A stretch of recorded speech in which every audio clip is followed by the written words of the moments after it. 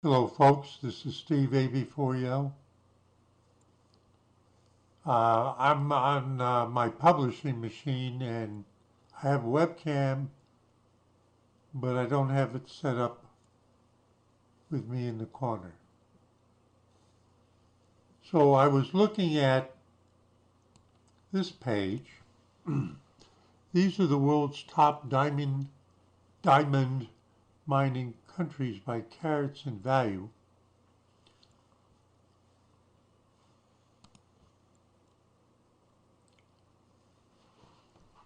And then I'll show you something else. So this is a twofer.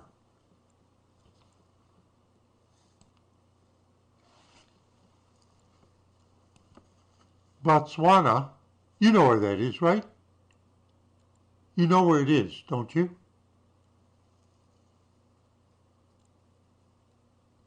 Botswana, $5 billion worth of rough diamonds. That's uncut, unpolished. Sierra Leone, you know where that is too, right? Not so much, 143 million. Namibia, 1.2 billion. You know where that is, don't you? South Africa, 1.5 billion. Now you know where that is, right?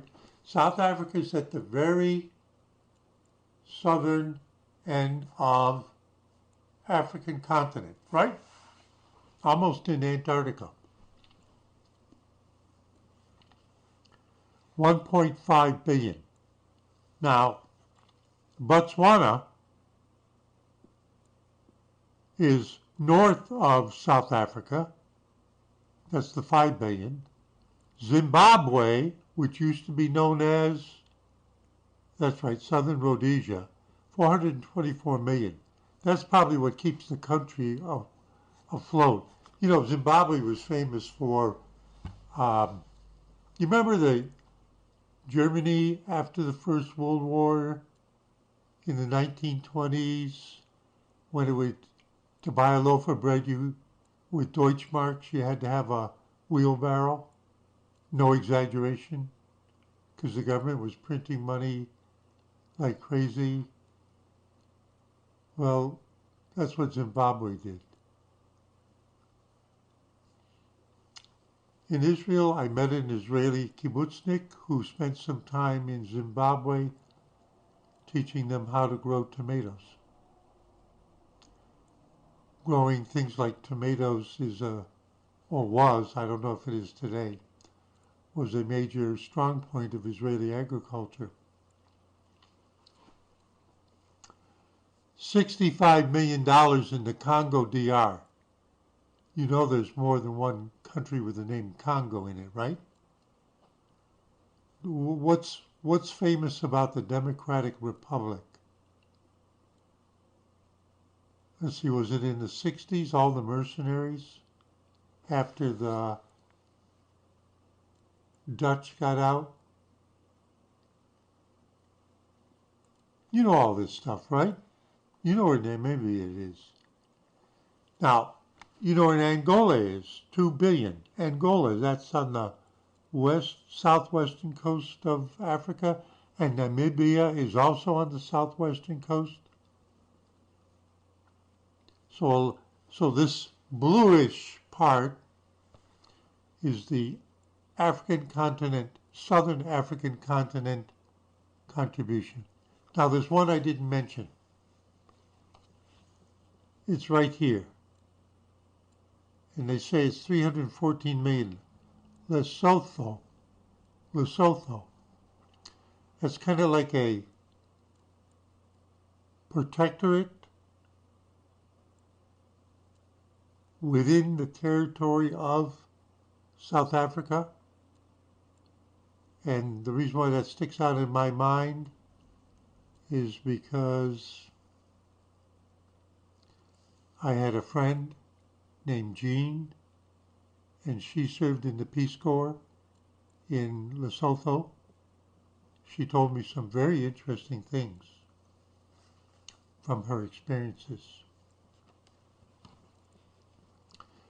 And the rest of the world, other, is just about $200 million. But look at this, Canada, north of us. Don't we do anything? Where's Canada? 1.9 billion. And Russia, 3.6 billion. I knew that. Now, you know who's in the other? I was reading about it maybe 6 months ago. The Indians. I think there's some diamond mining in India, but, you know, see, this relates back to Israel. In the Netherlands, did I get that right? Or is it Belgium? Did all the diamond cutting and polishing?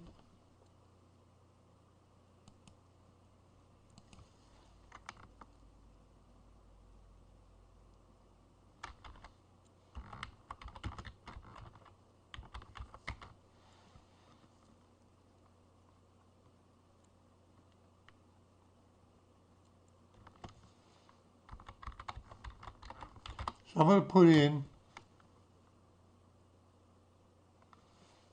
history.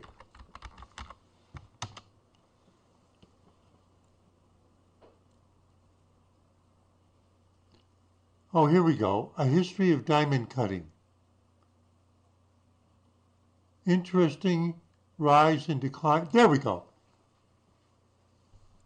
We got it now. Interesting rise and decline of the Amsterdam diamond market. Nowadays, when you think about where to buy your diamond, you think of Antwerp. But did you know the diamond capital of the world was once Amsterdam? Now, who was actually doing the cutting and polishing?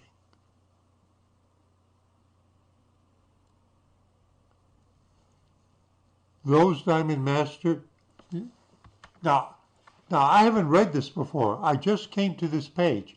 I just asked you a question. Who were the ones in Amsterdam doing the diamond trade? And the next sentence answers it right there.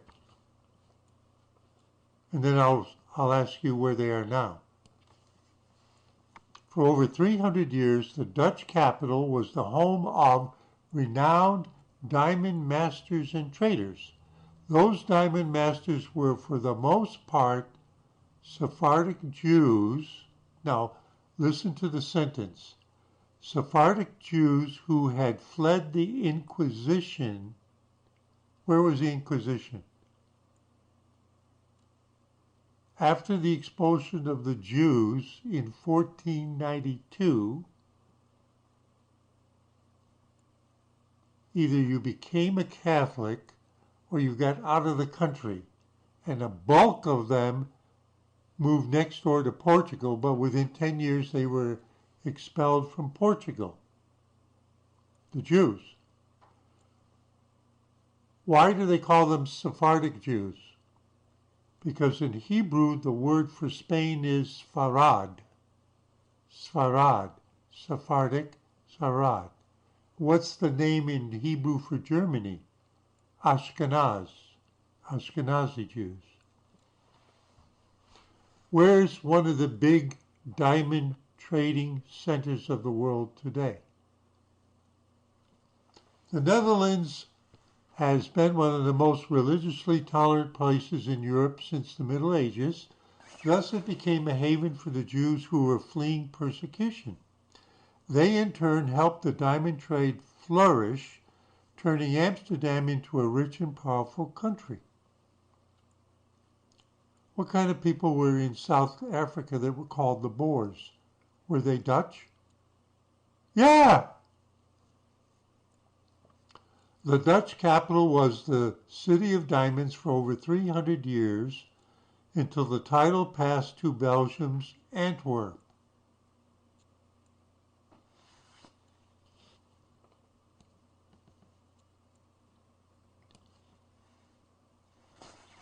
When we talk about the history, I didn't realize I was going to see this.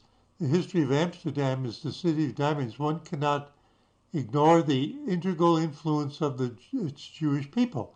Their story goes back to Spain and Portugal in the 1500s because they were expelled in 1492. and then in the early 1500s from Portugal also, where they were already renowned goldsmiths and diamond traders in Spain. The Inquisition of the Iberic Peninsula, that's the Catholic Church Inquisition, forced them to choose between expulsion or conversion. A majority of Sephardic Jews, that's Jews expelled from Spain. What language do they still speak today in exile? Ladino. What is Ladino? Ladino is Jewish Spanish as spoken in 1492, approximately. Have I ever known anybody who was a Ladino speaker growing up? My kibbutz mother, Yafa, who was born and grew up in Jerusalem, and a friend of mine, I forget his name, from Istanbul, Turkey. What language did you speak at home in Istanbul? Ladino. Of course, he knew Turkish. They were not allowed to own land and to enter guilds of many crafts and professions. Gee, that sounds like Nazi Germany, doesn't it? They could only practice the free professions, amongst which trading, one of them was a profession of being a trader, Trader. What other profession might they have been in? Banking? Why were there Jews in Venice? Pardon me. Why did they have to live in the ghetto? Why every 2 years did the chief rabbi have to sign an agreement with the Italian families running the Venice trade in order to remain in the city, in order to give banking services to the trading companies and families who were good Catholics and were not allowed to charge interest on money? But why would anybody lend you money or credit if they couldn't earn interest? So they had to have Jews to do it. Go look it up. They could only practice the free professions, amongst which was trading. I added a word. It was worth mentioning that their craftsmanship and expertise was often credited for having brought fame and fortune to both cities for centuries to come. I knew a girl in Israel, a young lady, who at the time she was in the army. Her family had come from, I think it was Morocco, but it might have been Algeria. And when they were forced out, actually, by the Arabs after the State of Israel was formed, when they landed in Israel, they were living in what's called Ma'abara, tent cities, in order to find out who they were, find out what they could do, find ways for find them employment. Do they have children? Let's get them to school. And when the Polish background, Ashkenazic Jews came into the camp to get the information about these people, they had to use translators who knew both Yiddish, Hebrew, and Arabic.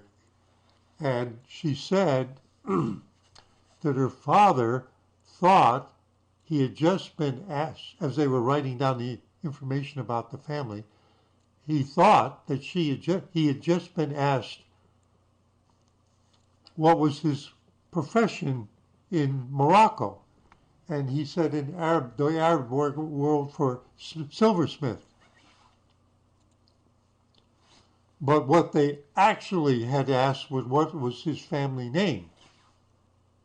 And so they wrote down in Hebrew letters, the Hebrew word for the Arabic word for silversmith as their family name. and they only discovered that like 6 months later. And then they figured it wasn't worth the trouble to try to get him to change it to what the family's name had been for 200 and 300 years. So that's why her name in Hebrew meant silversmith. How does that relate to what I just read? Where do you think her family originally came from? Way back in the 15th century in Morocco. They got the hell out of Spain when they were expelled. And what was their profession? Silversmith. And what did it say here?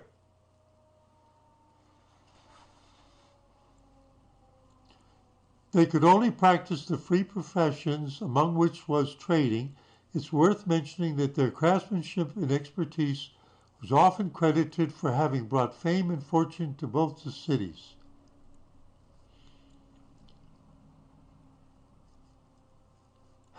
They were silversmiths. They were goldsmiths. They were in professions that the Christians, limited professions that the Christians thought were dirty. And they didn't want to get their hands dirty with it. So they let the Jews do it.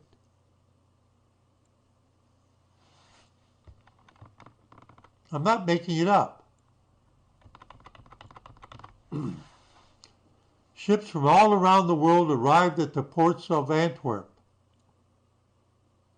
making it the most powerful trading, that's the Dutch, making it the most powerful. I had a housemate for a year from Holland, making it the most powerful trading center in Europe at the time. In the 1500s, roughly 4% of the world's trade passed through the ports of Antwerp. Moreover, gem cutting was very rare in Europe at that time, which made Antwerp even more famous. So the Jews, some of the Jews who knew things like diamonds, didn't go to North Africa, didn't go to Italy and help found the Jesuits. They went to Antwerp, where they were welcomed. However, this golden age of finance and wealth also brought political unrest. The culmination of violence became known as the Spanish Fury that occurred all over the lower countries. Which are the lower countries?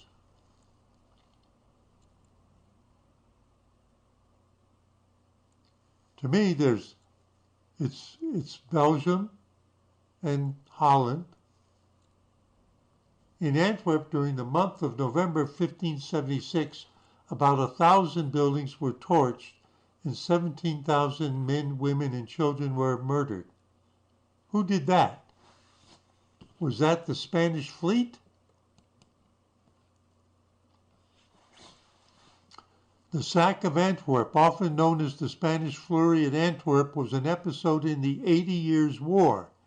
It is the greatest massacre in the history of the Low Countries. See, there wasn't, strictly speaking, Holland at the time. Oh, there it is. On the 4th of November, 1576, mutinying Spanish tercios of the Army of Flanders. Oh, Flanders, that's another country of the Low Countries. So they were Spanish mercenaries in Samba Duke's army, began the sack of Antwerp, leading to 3 days of horror among the population, which was the cultural, economic, and financial center of the Low Countries. The savagery of the sack led the provinces of the Low Countries to unite against the Spanish crown. Do you remember how the English destroyed the Spanish fleet in another episode?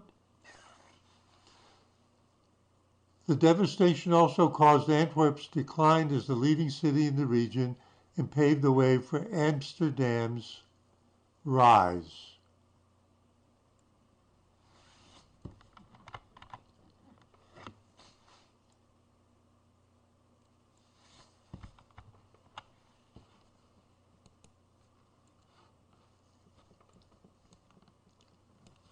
The event was probably the reason why the majority of the diamond masters moved to Amsterdam.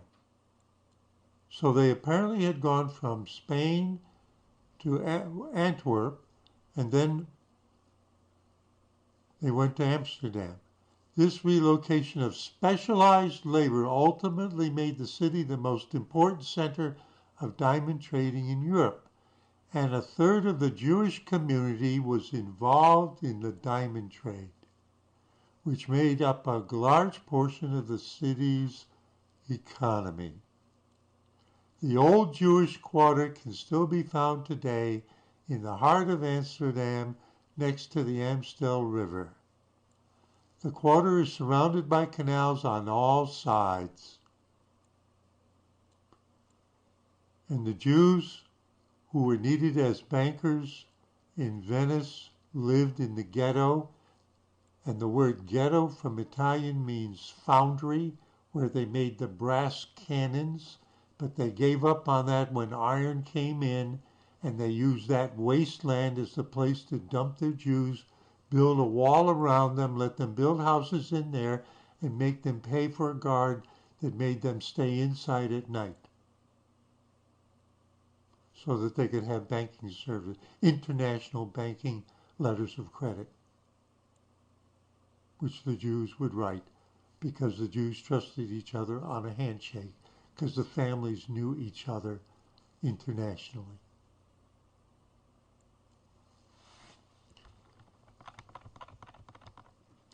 So where's a big place in the diamond trade today? Diamonds in Israel.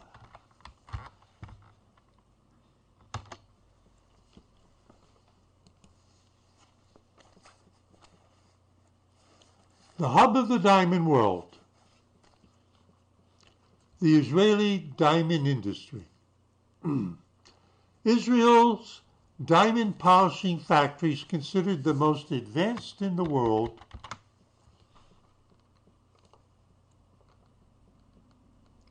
are equipped with sophisticated diamond processing technologies, many of which were developed locally.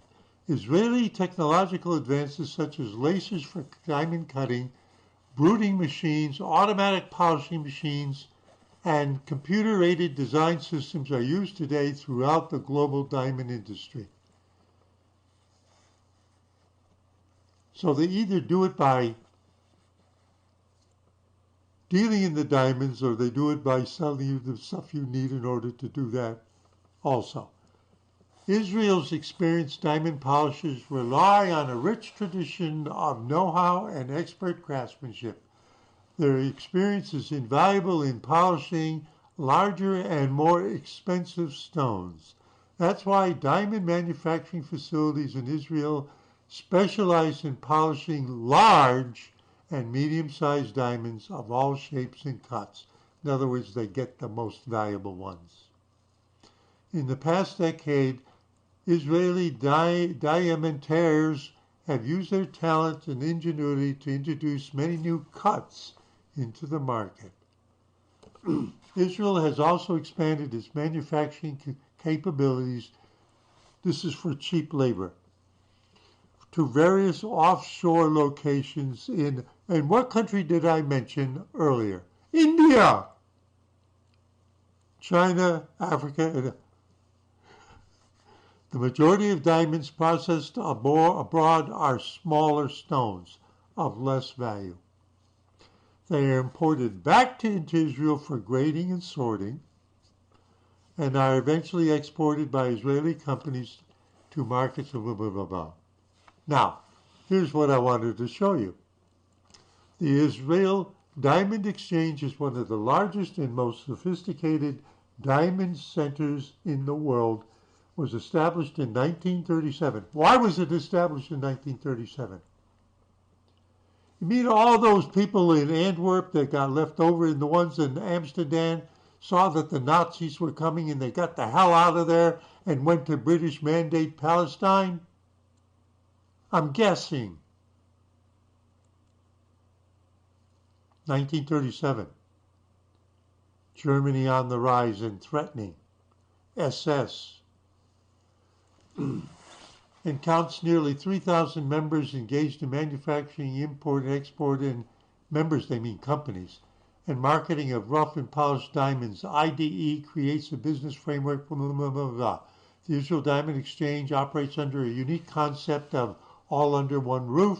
It consists of 4 interconnected high-rise buildings that form virtually an impenetrable fortress, connected internally by pedestrian bridges. Oh, oh, oh, that's like the walled-off ghettos that the Jews were kept in Europe. Connected internally by pedestrian bridges, it is protected by an advanced security system. In addition to the largest diamond trading floor in the world, IDE houses more than 1,200 private offices covering an expanse of blah, blah, blah, blah, and about 15,000 people pass through the complex every day. And now what we'll do is we'll go like this. See, I remember it.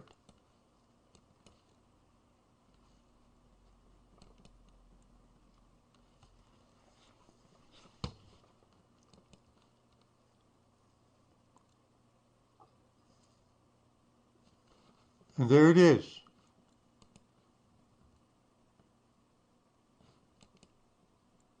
Oh, what does this say? Israel diamond industry on the verge of collapse. Latest news. Rappaport. Israel's diamond industry on the verge of collapse as the coronavirus has wiped out sales and forced business to stop, the president of the Israel Diamond Exchange said Wednesday. So this must be 2 years old. In a letter to the government, the pandemic will cost the industry more than $580 million and lead to the company shutting for more than 6 months. Yoram Dvash is a Israeli name, estimated in a plea to Prime Minister Benjamin Netanyahu. Exports fell by more than 80% on the year. See, all kinds of people got hurt during the COVID thing, right? 80% on the year from the period of March to May, while domestic trading dropped 90%, Davash noted. He expects layoffs in the industry to affect 15,000 families and pointed out that providers of support services such as delivery and security had also suffered. Da-da-da-da-da-da-da.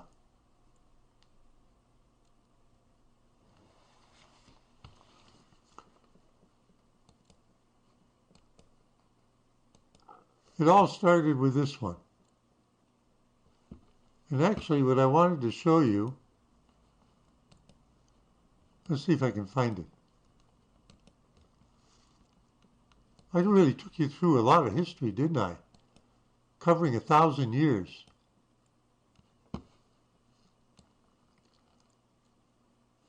Oh, it's gone.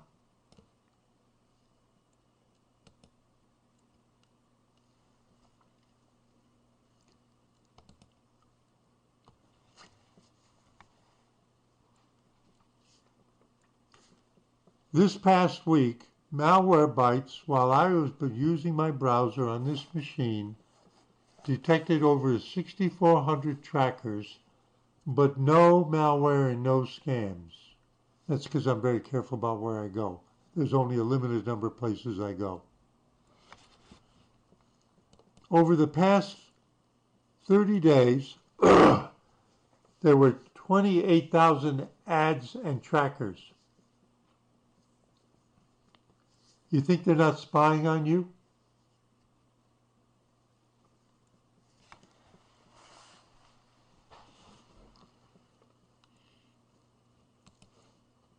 So I took you on a little journey.